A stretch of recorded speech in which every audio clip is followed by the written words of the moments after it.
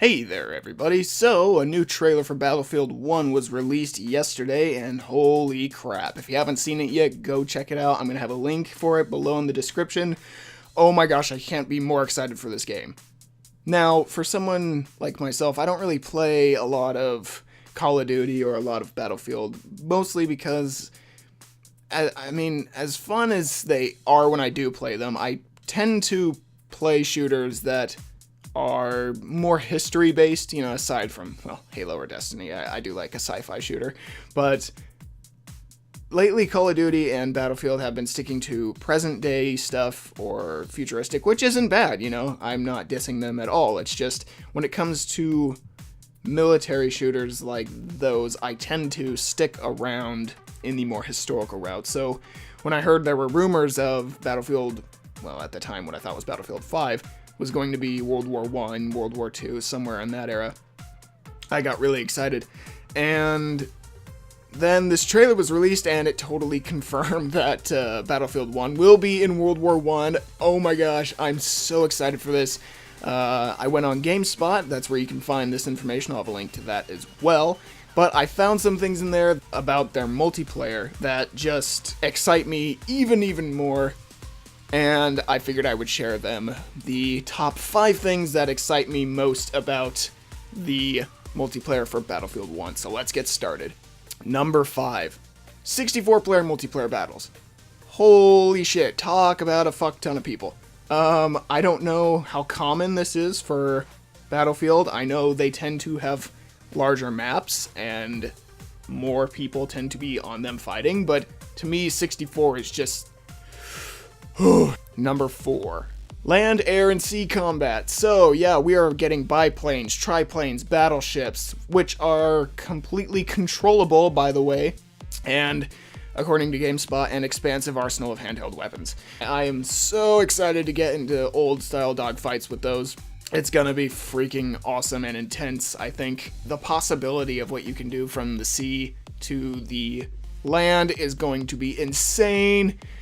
And it's just, there's so much potential here with everything that they've got coming and are talking about. I can't wait to check it out. Number 3, nuanced combat in the air. So dogfights, bombing raids, and strafing runs. So yeah, basically if there's a lot of people suppressing fire down on you and your friends, well, say one of your teammates gets a bomber.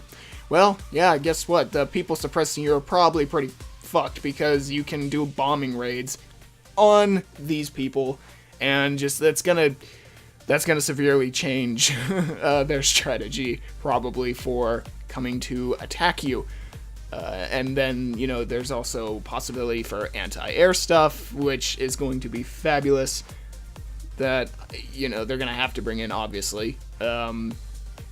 And yeah, it sounds so great. The aerial combat, I'm really excited to see what they do for.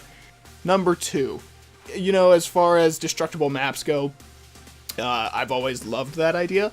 I think it's absolutely fantastic that you can change how, well, basically the map is, and it completely changes how people play. And that's why when I read that battleships are entirely controllable, I got kind of excited because evidently you can demolish an entire shoreline with them. Holy shit. Again, the damage these battleships are going to be able to do is going to be insane. And I'm super excited to see all of this stuff. Again, the potential of everything they're bringing in is so high. It was basically the evolution of weaponry. World War I was the last World War where we had horses. So, that kind of sucks, because that means all these horses are probably going to get slaughtered, but we will see. Number 1. The battles are going to be playing out on hills, so these battles are going to be playing on a wide variety of locations, it sounds like. We'll be in deserts of Arabia to the Alps. It just says more. Those are 2 examples that GameSpot mentions. But we've also got, like small towns, villages, wide fields, obviously trenches, which probably excite me the most because, there's the trenches and then there's everything else, which is like no man's land. And You know, oh man, it's going to be interesting to see how people use the tanks for troop deployment, and oh man, you know, again, like I've said, and I'm going to sound like a broken record, so much potential for everything. I'm super excited, and yeah. So that's just 5 little things that I found on the multiplayer for Battlefield 1. Gosh, I keep wanting to call it Battlefield 5. Thanks for watching if you have been, guys, and until next time, I will talk to you guys later, but go ahead, drop down in the comments, let me know what you guys are most excited for in this game. Things you want to see. Please hit that like button and subscribe if you want to. There's no pressure, but if you do, it's greatly appreciated. And until next time, guys, I will see you later.